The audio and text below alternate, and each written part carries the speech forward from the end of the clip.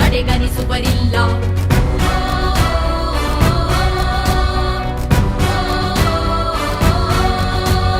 ನೀನೆನೆದರೆ ಕಗ್ಗಲ್ಲದು ಬಂಗಾರವು ತಾನಿ, ನಿನ್ ಹಸ್ತದಿ ಪಡೆದವರಿಗೆ ಸೌಭಾಗ್ಯವು ತಾನಿ.